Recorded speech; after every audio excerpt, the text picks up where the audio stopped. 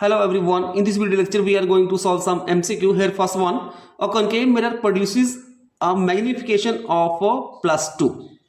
The position of the object is, एक concave mirror है, in that case जो magnification आ रही है +2 आ रही है, तो जो पोजीशन होगी ऑब्जेक्ट की, मतलब ऑब्जेक्ट को हम कहाँ पे प्लेस करेंगे.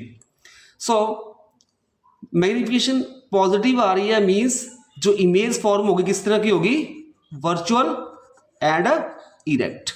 ठीक है, तो किसका केस है, कॉन्केव मिरर का है. ये ले लिया मैंने कॉन्केव मिरर. रे डायग्राम की सहायता से हम इसको समझते हैं.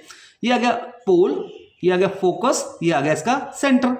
जब हम ऑब्जेक्ट को फोकस और पोल के बीच में रखेंगे तो हमारे पास एक रे ऑफ लाइट ऐसे गई parallel to principal axis, after reflection focus से निकल गई. अनदर रे मैंने पोल से डाल दी, इस तरफ आ जाएगी, ये कहीं नहीं मिलेगी. जब हम इनको पीछे बढ़ाएंगे तो हमारे पास क्या होगा, एक इमेज बनेगी to the right hand side of the mirror. तो हमारे पास मतलब बिहाइंड द मिरर, और ये किस तरह की होगी, वर्चुअल एंड इरेक्ट. तो ऑब्जेक्ट को हमने कहां पे रखा, फोकस और पोल के बीच में. C is the correct option हो जाएगी, between the focus and pole. So here C is the correct option.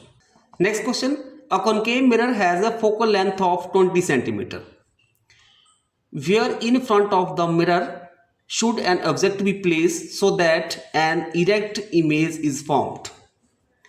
एक कॉन्केव मिरर है जिसके केस में जिसकी फोकल लेंथ हमारे पास 20 सेंटीमीटर है, और बोला कि जो कॉन्केव मिरर के इन फ्रंट सामने हम ऑब्जेक्ट को इस तरह से प्लेस करें, मतलब कहाँ पे हम उसको प्लेस करेंगे जिसके कारण इरेक्ट इमेज जो फॉर्म होगी. तो हमें पता है कॉन्केव मिरर के केस में इरेक्ट इमेज कब फॉर्म होती है, जब हम ऑब्जेक्ट को फोकस और पोल के बीच में रखते हैं.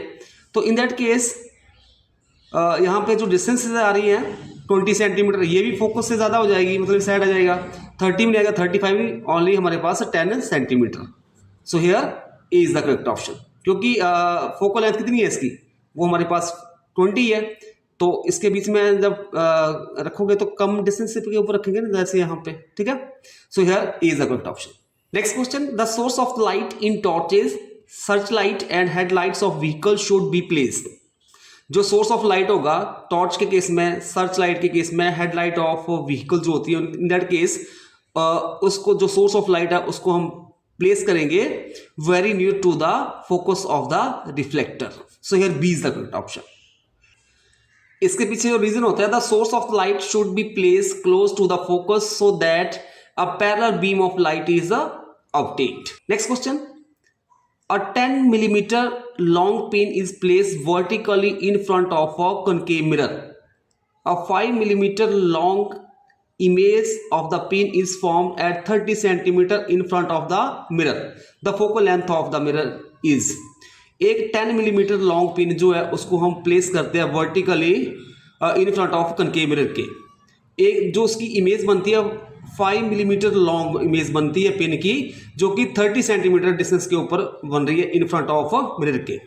तो जो फोकल लेंथ होगी मिरर की वो क्या होगी, वो हमने निकालनी है. हमारे पास गिवन है जो साइज ऑफ ऑब्जेक्ट है कितना है, 10 मिलीमीटर, क्योंकि ऑब्जेक्ट को हम प्रिंसिपल एक्सिस के ऊपर प्लेस करेंगे तो हाइट h 10 मिलीमीटर हो जाएगी, और size of the image that is h dash equal to कितना है हमारे पास 5 मिलीमीटर.